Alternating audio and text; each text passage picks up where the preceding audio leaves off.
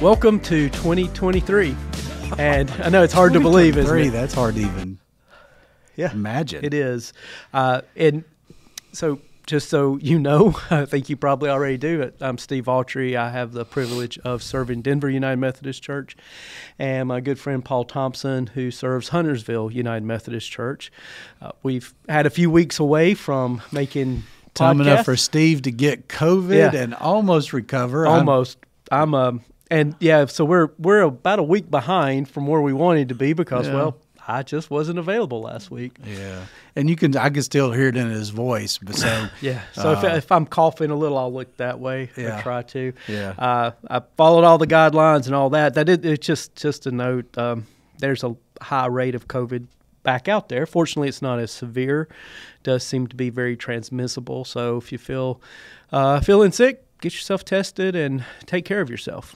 Yeah, do all of those things that are reasonable to do to try to stay well, and we hope everybody does stay well. And this COVID thing's not going not going away very fast. Well, one of the things that Paul and I had discussed before we went to our break over Christmas was wanting to work together to examine a specific book of the Bible.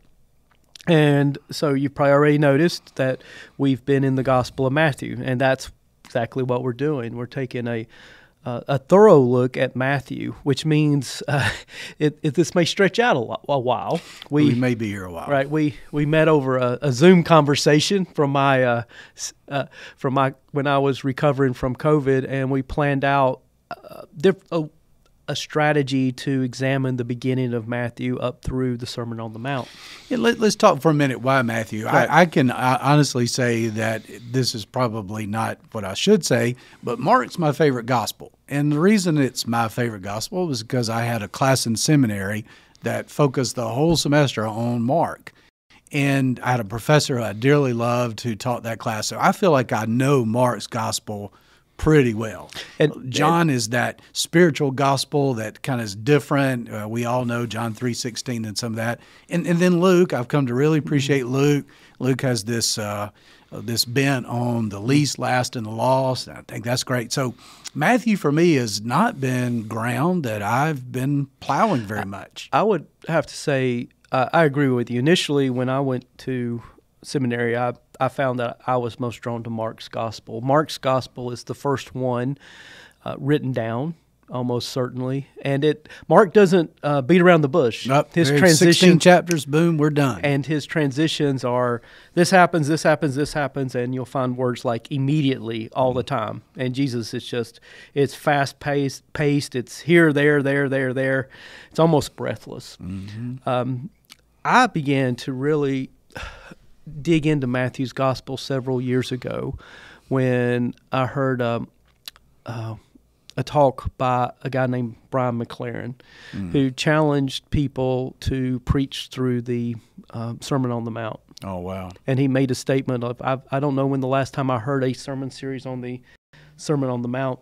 And that was a challenge to me, so I began to really pick up that challenge, dig into Matthew, and as I've studied Matthew more and more, I have found a deep appreciation for what Matthew accomplishes. So one of the things that as you go through seminary or you go through a learning process about the Bible is you recognize, as Steve said, Mark was probably written down first. But we believe that the writers of Luke and Matthew both had Mark as a source. Mm-hmm. And you'll find whole passages that you can compare Matthew, Mark, and Luke virtually word for word. It's the material that exists in Matthew, the material that exists in Luke, that is added, around which we can begin to understand a little more about what was the writer trying to convey, what is the audience who was first receiving that. And when we look at Matthew, what we begin to see is that Matthew is clearly written for a Jewish audience. Yeah, and I think it's important. I just want to take you back to one point that you brought up, that each of these authors have goals and objectives. Mm-hmm. Sometimes we think about the Gospels, we imagine someone's right there with Jesus as he says these, and they write it down word for word. This is not how it happened. These stories existed for a couple of decades before they're ever written down. And then each author has specific things they are seeking to accomplish. Now, that does not invalidate. It actually gives us a fuller picture. And one of the ways I like to think about it is the story of Jesus is so big that you really need at least 4 different perspectives to even come close to accomplishing what Jesus is trying to do. Yeah, the metaphor that I've heard used for that is like a diamond. It has, you twist it one way and it has a facet. You twist it another way and another facet. The gospel is a diamond, and in every which way it's told or turned, you see a different facet of the truth, which is a beautiful way to think about it. And certainly Matthew has a perspective, and it is from very much a Jewish perspective. Which you notice in the beginning, it's so important for Matthew to connect his audience back to their Jewish roots, to convey to them that this guy Jesus is not oppositional to the people of Israel. He is the fulfillment of all that God hoped for in the Jewish religion.